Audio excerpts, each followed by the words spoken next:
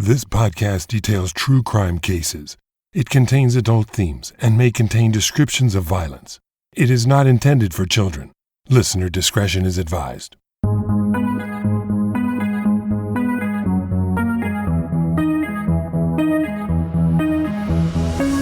Thank you for joining me for today's episode of Once Upon a Crime. We're in the series Bad Teacher, where I share cases of educators who committed newsworthy crimes. This week, I'll tell you the story of a man whose brilliant mind and business acumen took him from a third-floor tenement walk-up as a boy to a multi-million-dollar gated estate in Manchester-by-the-Sea, Massachusetts. A Yale University graduate who became an esteemed faculty member at MIT, Professor John J. Donovan built a fortune as the founder of computer consulting businesses and a corporate training guru. But with all of that, Donovan's greed and an untimely accusation of abuse would cause him to perpetrate a bizarre hoax that would ruin both his family relationships and his reputation. This is the last chapter in the series Bad Teacher, the case of John J. Donovan Sr.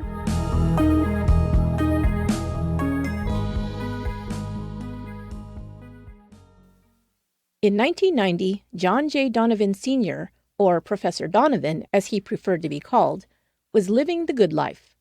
The company he'd co-founded in 1977, Cambridge Technology Partners, had become highly profitable, winning contracts worth up to $300,000 annually from major corporations like Hewlett-Packard and Oracle.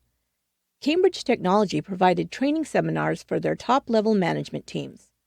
Donovan and his partner Stuart Madnick, a former postdoctoral student and colleague of Donovan's, had started the company from a concept and grew it into a multi-million-dollar company in less than a decade. In 1986, Madnick agreed to be bought out of the company by Donovan. Donovan continued to grow the business, and profits soared. Between 1987 and 1989, Donovan earned $7 million, and by 1990, he was worth $100 million. Donovan was able to purchase over 500 acres of land in and around his adopted hometown of Hamilton, Massachusetts, located on the north shore of Essex County. He lived in a $6.5 million farmhouse in Hamilton and owned a separate mansion and compound in Manchester-by-the-Sea. His other properties included a luxury high-rise condominium in Cambridge facing the Charles River and homes and land in Vermont and Bermuda.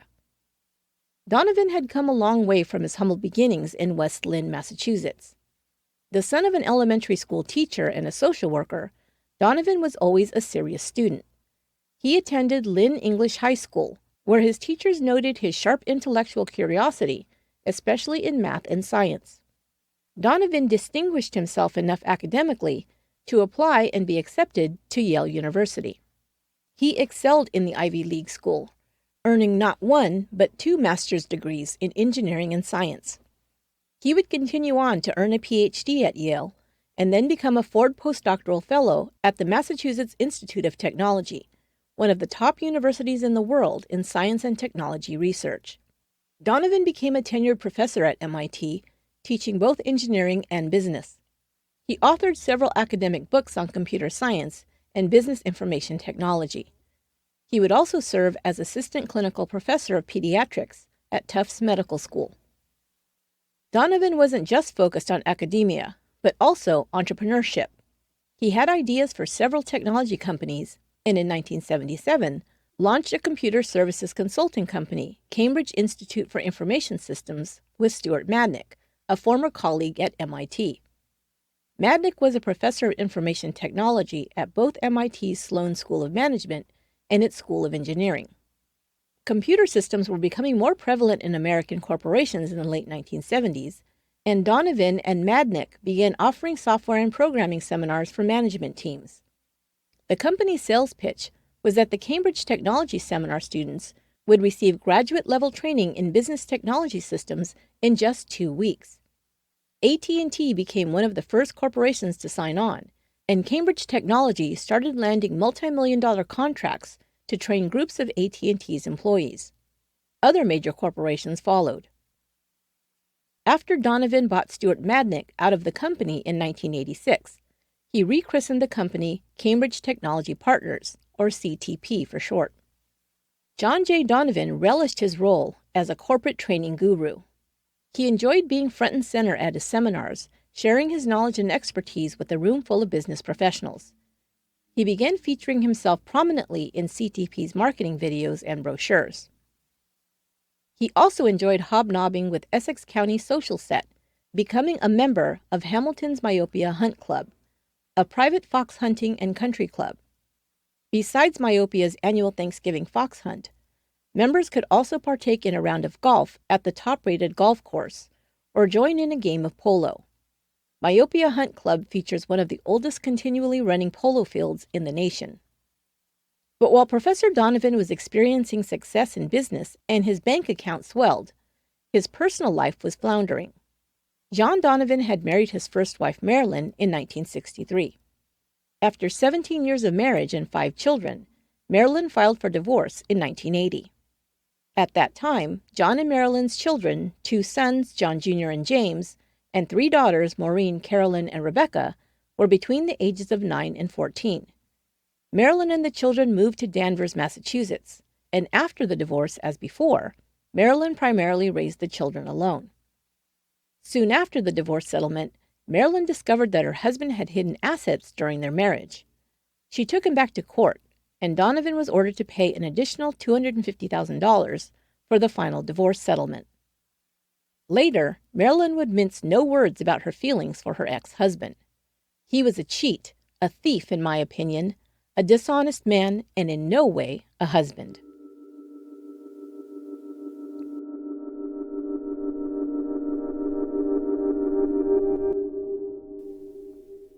I'm excited to welcome our new sponsor, Nutrafol. You know, many factors can affect the health of your hair. Age, stress, environmental factors can all cause your hair to weaken and thin. If you're dealing with this, you're not alone. Did you know that 30 million women are impacted by weakened or thinning hair? Well, thousands of women have taken back control of their hair with Nutrafol. Many Nutrafol users are raving that the supplement has transformed their hair. Nutrafol is 100% drug-free and offers 2 targeted formulas for women that are clinically shown to improve hair growth and thickness with less shedding. When you use Nutrafol, you'll begin to experience thicker, stronger, faster-growing hair in 3 to 6 months. I love that it will not only thicken my hair, but grow it faster. That's so awesome. More than 1,500 top doctors recommend Nutrafol as an effective and high-quality solution for healthier hair. You can grow thicker, healthier hair and support our show by going to Nutrafol.com and using promo code ONCE, and new customers will get 20% off. This is their best offer available anywhere, plus free shipping on every order. That's 20% off at Nutrafol.com, spelled Nutrafol.com, and use promo code ONCE. This episode is also brought to you by Native. I believe in clean products, whether for my home or body, and I support companies who innovate products that break the norm and provide clean options for me to clean up my act, so to speak. That's why I love Native. Native deodorant doesn't just block odor better, it's also made better. Ingredients include coconut oil, shea butter, and tapioca starch. It's also vegan and never tested on animals. But for me, what I love about Native is twofold. One is its effectiveness. I wanted to switch from an aluminum-free deodorant, but I didn't want to sacrifice odor protection. And with Native deodorants, I didn't have to. Native also provides me with the scented product I love. With over 10 different scents, including rotating seasonal scents, Native has something for everyone. Do you love a good pumpkin spice latte during the fall season? Well, then you're going to love Native's new PSL scent, only for the fall and only for a limited time. You can also get their pumpkin spice latte scent in their awesome body wash. So fun. I feel good using Native. I know I'm getting a superior clean product that works effectively and indulges my senses with their wonderfully scented products. And I think you'll love it too. Native is risk-free to try. Every product comes with free shipping within the U.S., so make the switch today by going to nativedeo.com/once or use promo code ONCE at checkout for 20% off your first order. That's nativedeo.com/once or use promo code ONCE at checkout for 20% off your first order.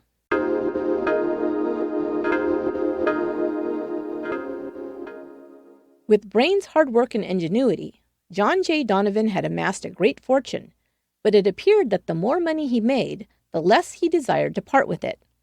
Perhaps this was due to the fact that he had grown up modestly and now had a taste for the finer things money could buy.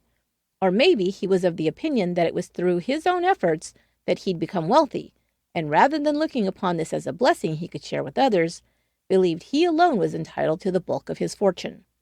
Whatever the reason, it had already been established that Donovan hid assets from his wife of 17 years, and she would not be the last woman he'd try and shortchange. Donovan met his second wife after she attended one of his seminars. John and Mary Jo Donovan had a good life together, traveling, entertaining, and being involved in charitable activities.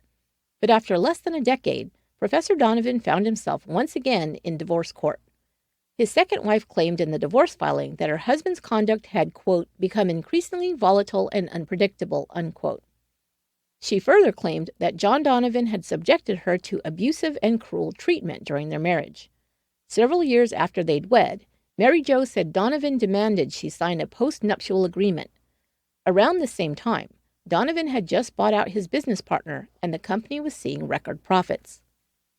The divorce proceedings between Donovan and Mary Jo became even more contentious when he filed a counterclaim, alleging that it was his wife who had been the abusive partner in the marriage. A settlement was finally reached, with Mary Jo receiving the couple's 5-story townhouse at 311 Marlborough Street in Boston. She also received a payout of $1 million plus $5,000 per month in spousal support. Not too shabby, until you recall that Donovan, by 1990, had a net worth of nearly $100 million. By the way, I looked up the home that Donovan's wife received in the settlement. It's gorgeous. It's a 4-bedroom, 4-bath, 4,300-square-foot townhouse located 2 blocks from the Charles River and within walking distance of the campuses of Boston College and MIT, as well as Fenway Park and Boston's Museum of Fine Arts. Sound good to you? Well, you're in luck. According to Zillow, it is currently available for rent for a cool $17,500 per month. Well, Mary Jo Donovan was awarded this property and spousal support by the judge who stated that he didn't believe Mr. Donovan when he claimed he, quote, had no income available to him at the present time, unquote. And there were other debts that multimillionaire John J. Donovan hadn't paid. 3.5 years after he'd bought his partner, Stuart Madnick, out of the company they founded together, Donovan still owed him $1.4 million.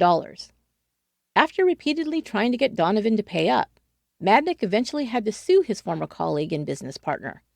The lawsuit was eventually settled. Contractors who'd done work for Donovan's company, CTP, filed suit for non-payment in the amount of $181,000. Even Donovan's son, John Jr., who had worked for his father for years, eventually ended up suing him. John Jr. claimed that he'd lent his father $4.8 million that Donovan had failed to repay. Donovan claimed that he owed his son nothing, but a federal judge disagreed. He ordered Sr. to pay up, stating, quote, I find that John Jr. was a truthful and credible witness, and I find the testimony of Donovan Sr. to be unworthy of belief and false in all material respects.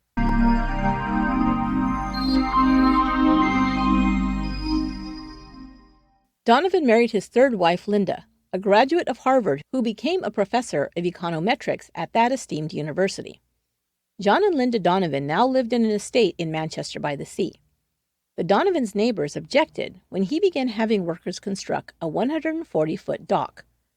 Donovan went ahead with the project anyway, and several of his neighbors, including Gary Knebb and his wife Diane, sued him to stop construction. Donovan retaliated by filing injunctions against his neighbors for harassment, hiring private investigators to watch them, and having speed bumps installed on private access roads used by all the residents. While the neighborhood drama played out and the suits and countersuits wound their way through the courts, Gary Knebb told the reporter, unfortunately, Donovan escalated a straightforward property dispute into a highly personalized, emotional, and expensive battle. Private investigators hired by Donovan began knocking on neighbors' doors, questioning them about a series of threatening phone calls Donovan claimed someone had been making to his daughter Maureen. Maureen lived in a guest house on the family's estate. A neighbor ran into Maureen and expressed her concern about the harassing phone calls she heard the young woman was receiving. Maureen said she didn't know anything about them. Donovan also claimed that Gary Knebb's wife Diane had threatened his workers. The Knebs adamantly denied they had ever threatened anyone. The judge dismissed Donovan's complaint. In the end, after neighbor had been pitted against neighbor, the dock was never built. Oh, as an aside, the Knebs' house, like many in Manchester by the Sea, is very picturesque. So much so that when a filmmaker saw it from the river, he decided it was the perfect location to use in his next movie. In 2008, the Knebs' home was taken over for 3 weeks while filming was done for the movie The Proposal, starring Sandra Bullock, Ryan Reynolds, Mary Steenburgen, and Betty White. Betty White, a well-known animal lover, fell in love with the Knebs' dog, Mocha. Donovan's ability to take a somewhat minor disagreement and turn it into a full-blown war, seeing enemies at every turn, plus his need to discredit these perceived enemies by leveling false accusations against them, would culminate in a bizarre accusation against his own children after a falling out over money. That bizarre story is next, right after a short break.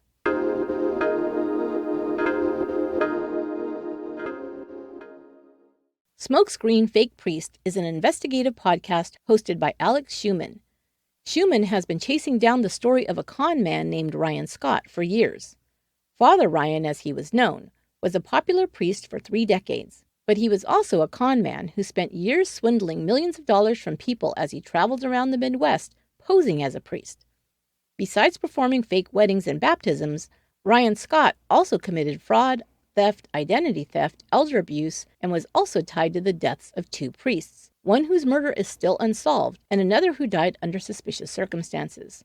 You will not want to miss this story. And here's the kicker with all of that. Ryan Scott is a free man today and working on yet another con. You can follow all the fascinating details of this case by subscribing to the new documentary podcast by Neon Hum Media called Smokescreen Fake Priest. You won't want to miss it.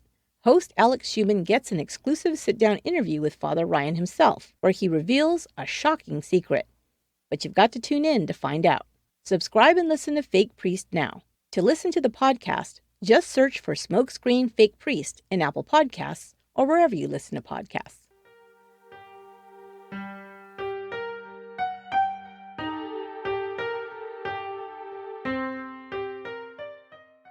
While their father had been busy building his companies and financial portfolio, his 5 children had also built impressive resumes. His son, John J. Donovan Jr., earned an undergraduate degree from Yale and a graduate degree from Harvard.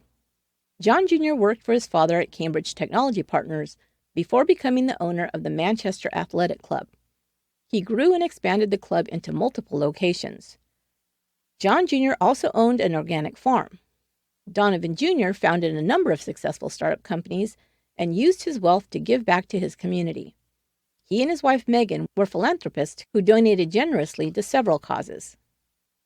James Donovan, a graduate of MIT's Sloan School of Management and Harvard Law School, became managing director at Goldman Sachs in Boston. He and his family moved to Virginia, where he became a business associate of Mitt Romney, the former Republican nominee for President of the United States. James Donovan and Romney became friends, and Donovan later served as one of his top fundraisers in his 2012 campaign. James Donovan also served as the economic advisor to Jeb Bush in 2016 and was recently nominated by President Donald Trump to hold the number 2 job in the Treasury Department. Donovan, however, withdrew his name from consideration, saying he wanted to, quote, focus on his family at this time. John Donovan Sr. also had 3 daughters who were very accomplished. Maureen earned an MBA from the University of Rochester and, like her own mother, raised 5 children. Carolyn Donovan is a graduate of Yale and Georgetown universities. She is a doctor and has 2 children. Rebecca Donovan graduated with an MBA from MIT's Sloan School of Management and later married a venture capitalist. Raised primarily by their mother Marilyn, the Donovan children began spending more time with their father after he married his 3rd wife, Linda. By that time, they were all adults starting families of their own. Donovan, by that time, also owned homes in Vermont and Bermuda, and the family got together for vacations and holidays. They visited their father and Linda for holidays in the Caribbean and ski trips at their home in Vermont. Donovan must have trusted that he and his children were close, because in 1992, he began transferring portions of his fortune into Bermuda-based trust funds, naming his children as his beneficiaries. Was this just the actions of a loving father wanting to provide for his children? Perhaps. But a more cynical person might also point out that transferring millions of dollars to Bermuda banks and placing those funds into a trust for his children provided Donovan with a nice tax shelter. Donovan had 2 ex-wives as well as several lawsuits pending, and placing the bulk of his wealth into offshore accounts would make his money more difficult, or maybe even impossible, for the courts to touch. The trust accounts were overseen by independent trustees who had final say over any investments. According to Donovan, a portion of the funds were to be set aside for various charities as well as open space preservation projects he had been involved with since the 1970s. However, the trustees decided to use some of the money held in trust to purchase property owned by Donovan. The titles were then put into Donovan's children's names as part of their trust. Donovan continued to live on and have access to these properties. For a while, things continued just fine for Professor Donovan, with he and his wife enjoying their money and properties, while the bulk of the fortune was safely locked away in offshore trust accounts. And it was quite a fortune by this time. In total, Donovan would become founder and/or chairman of 28 companies. 9 were public companies and included Cambridge Technology Partners, Cambridge Technology Group, and CTG Samsung Partners. At one time, Donovan's companies were valued at a total of $10.6 billion. Donovan was also a big donor to political campaigns. He became influential in government, having worked for and advised Presidents Bush, Reagan, Carter, and Robert Mueller, former director of the Federal Bureau of Investigation. Donovan and his wife Linda gave modestly to community causes, like setting aside lands and creating a ball field for local children, and in 2001, establishing a $50,000 scholarship at Yale. He also donated computers to an elementary school in Lynn. But in 2002, allegations of past abuse by one of Donovan's children would be raised and set off a series of events that can only be described as bizarre.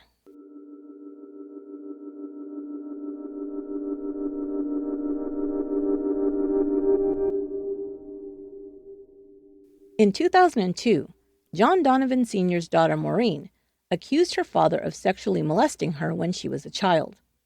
Maureen would say that she had disclosed this information to several doctors in the years leading up to 2002, when she finally revealed it to her family. When her siblings were made aware of the abuse, they immediately supported their sister. James and Rebecca Donovan denounced their father, saying that from that day forward, they wanted nothing to do with him. As the legal owners of the home he was residing in Hamilton, the Donovan children ordered him out of the house. They also demanded he give up his membership at the Hunt Club, as they and their families were also members, and they preferred not to run into him there. Donovan called the allegations of abuse completely false and refused to leave his home. He then accused his children of siphoning off money from the trusts held in their names. It was later reported that $29 million worth of cash and assets had already been legally dispersed to the 5 children of John Donovan Sr., shortly before they'd confronted him about the abuse allegations. Donovan claimed that his children were accusing him of abuse as a way to blackmail him to take over his fortune of $100 million in property and cash. Donovan's attorneys valued the undeveloped land alone that he had acquired on the North Shore of Boston and in Vermont at between $60 and $100 million. Donovan alleged that his children, encouraged by James, had threatened to go public with the sexual abuse allegations unless he agreed to their demands. They denied that they had ever threatened to take the information public. In 2003, Donovan was able to reach a truce with his heirs. They agreed to give their father access to several of his properties, as well as the use of the house in Manchester as his primary residence. In exchange, they wanted a $6 million payment and an acknowledgement in writing that he did not own the property. Donovan signed the agreement, but later said he'd been coerced into it. In 2004, 4 of Donovan's 5 children, John Jr. was attempting to remain neutral, sued their father in court. The case was sent to a mediator in June of that year. Donovan now began leveling worse accusations against his children.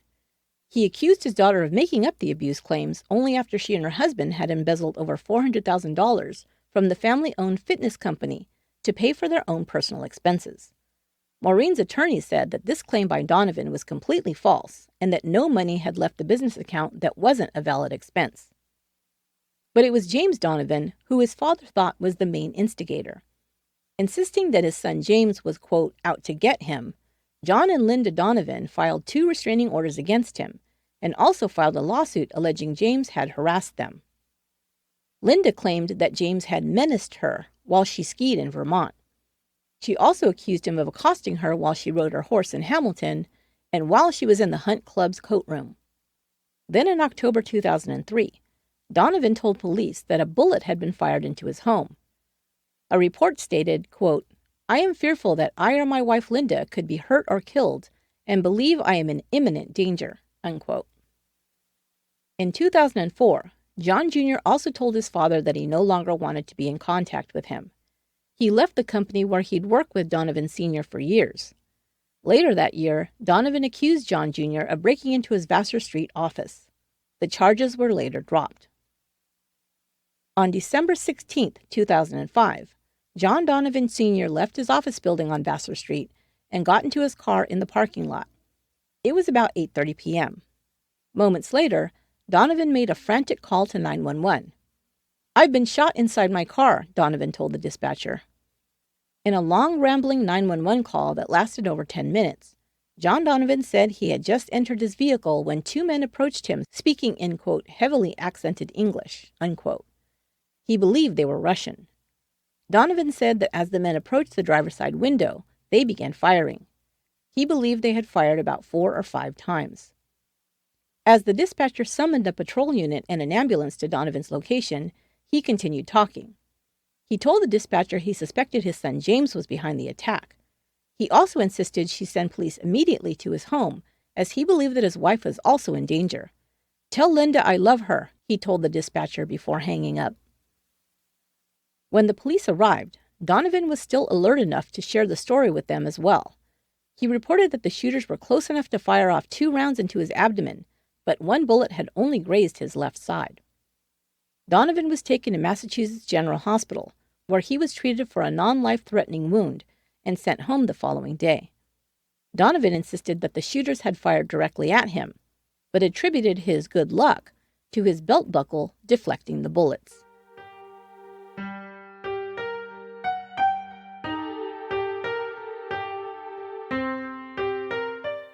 Detectives investigated Donovan's claim that his son James was involved in sending 2 Russian mobsters to have him killed.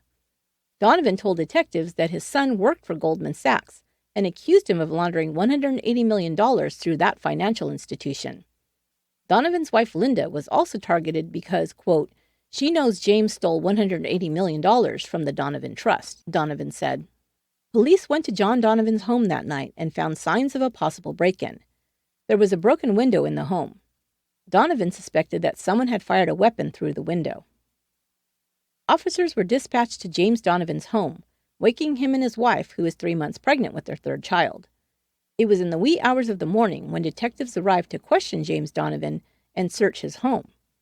Nothing was found of note, but James was later served with a restraining order which prohibited him from going near his father's home or office.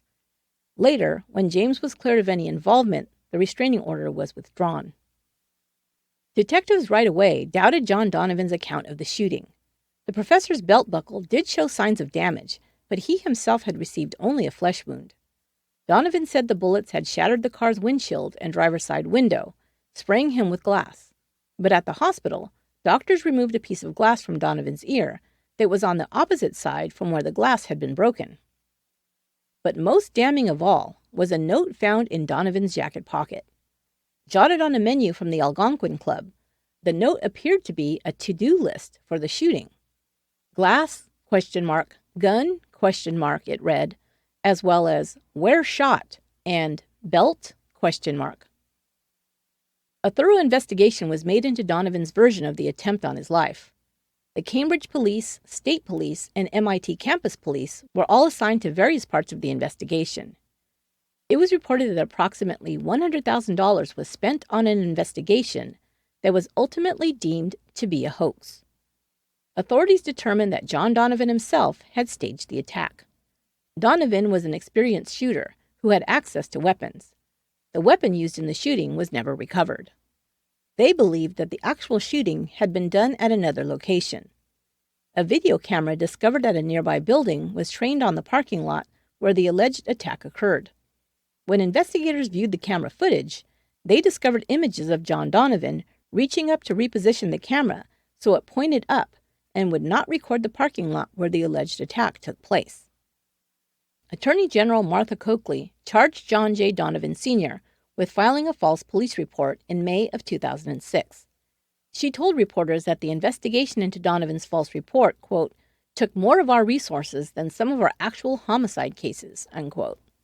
Assistant District Attorney Adrian Lynch presented the state's theory of Donovan's crime. Donovan was accused of shooting himself in the abdomen, positioning the weapon so that it would only cause a superficial wound to the left side of his body. The prosecutor said that 3 days before the shooting, Donovan had rearranged the camera outside of his office so it wouldn't record the parking lot that evening. He then shot up his own minivan and called the police. He'd forgotten to remove the to-do list that outlined his plans to shoot himself in order to frame his son. Lynch told the judge, John Donovan repeatedly set out to take revenge and frame his son James in an attempt to gain an advantage in ongoing litigation.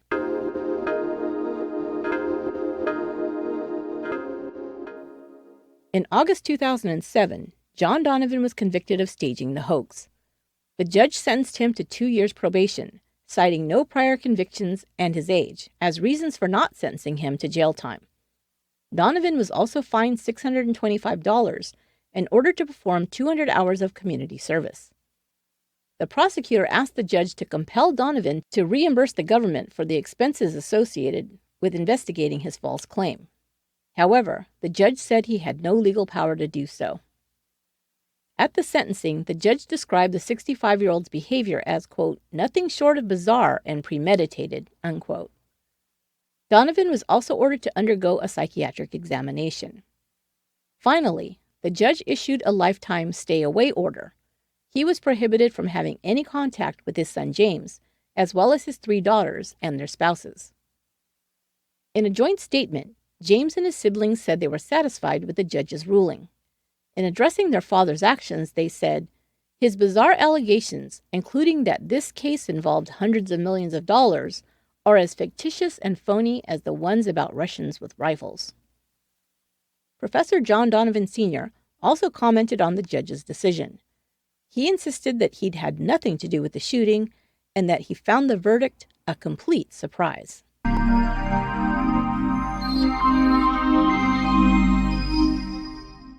John Donovan Jr. became ill with cancer when he was just 40 years old.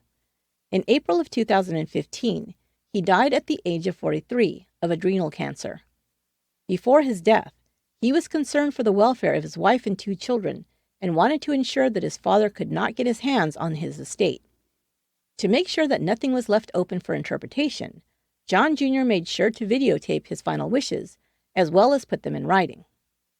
But unknown to him, his father had been secretly recording him for some time. John Donovan Sr. then took these recordings and edited them together to use in court as proof that his son had bequeathed millions of dollars of his estate to his father. Donovan also tried to take sole control of a land deal that had been brokered by father and son many years earlier. Several hundred acres of land in Essex County was to be sold to the Donovan Trust for public usage. Now Donovan tried to take the proceeds for himself, without sharing any of the funds with his son's widow and children. John Jr.'s wife and siblings immediately knew that he would not have left a dime to his father, as he had also disowned him in 2004, even before Donovan tried to frame his brother for the shooting. John Jr. had also asked his family not to invite his father to his funeral. In December of 2017, John Donovan Sr., now age 75, was indicted on 7 counts of forgery for attempting to falsify his son's will that would have transferred the titles to properties in Hamilton, Manchester, Beverly, and Essex to him. He was also indicted on a single count of attempted larceny for faking the signature of his late son in, quote, an attempt to swindle family members out of property, unquote.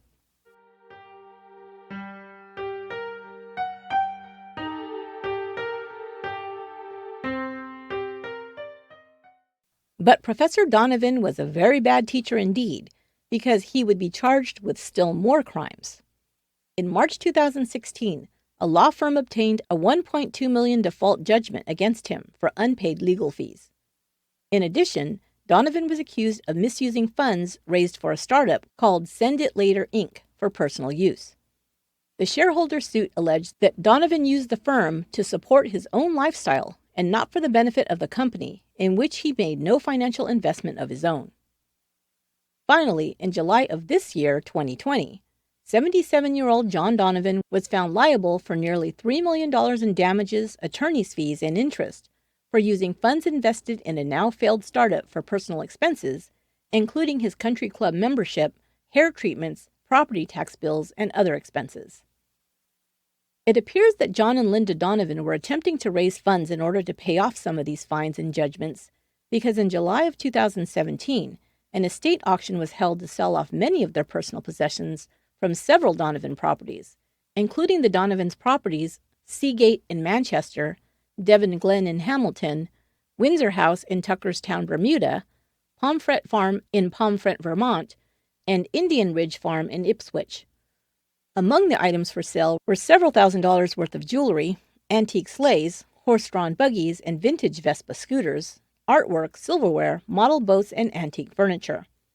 The estate auction was featured in many publications with the following details. Kaminsky Auctions is pleased to announce an on-site auction featuring the collection of Professor John J. and Linda Donovan at the stables of Devon Glen Farm, 482 Bay Road, Hamilton, Massachusetts. The collection includes outstanding 18th and 19th century antiques and furnishings, sterling silver, sculpture, fine art, porcelain, and a collection of antique horse carriages and antique cars. Both Professor John J. and Linda Donovan were avid fox hunters and equestrian enthusiasts.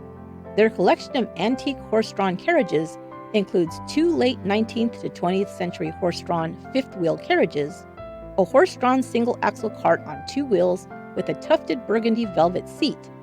There are also 2 sleighs dating from the 19th century to the early 20th century. The first is a horse-drawn single-runner sleigh, and the second a double-runner sleigh, both in excellent condition. The couple also collected Cape Ann seascape paintings by such noted artists as Donald Allen Mosher, Paul Stryzik, and John Caggiano. On offer are lovely seascapes of Rocky Neck, Rockport, and scenes of Gloucester. Antique Georgian and Federal furniture abound in the collection. Highlights include an impressive Georgian mahogany secretary bookcase.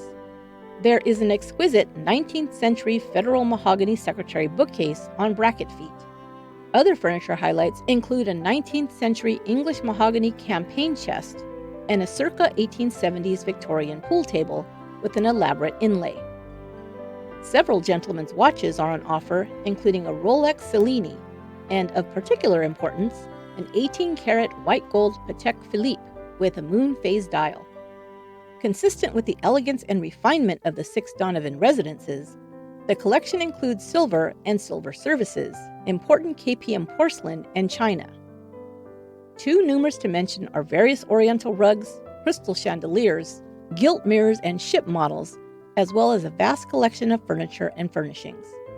The auction will take place in the spectacular setting of Devon Glen Farm under tents in the horse paddocks in front of the stable at Devon Glen. The magnificent horse stabling has featured in many equestrian design books and magazines. Well, that's a lot of fancy stuff, but I think the only thing I might have bid on was that vintage Vespa. That will do it for this episode of Once Upon a Crime. Next month, we have an extra spooky and straight-out creepy series for you as we count down the days until Halloween. Make sure you're subscribed to Once Upon a Crime so you don't miss an episode. Check out our Facebook page for information about the episodes and other announcements about the podcast. Just look for Once Upon a Crime Podcast on Facebook. You can now leave us a voicemail message on our website. Go to truecrimepodcast.com and click on the microphone in the lower right-hand corner. You can give your feedback about episodes, suggest cases you'd like to hear on the show, or ask a question. Your message might be played on the show in the future. Once Upon a Crime is written, produced, and edited by me, Esther Ludlow. Our administrative and research assistant is Lorena Garcia, and original music for the show is by Aaron Michael Goldberg. Until next time, stay safe and be good to one another.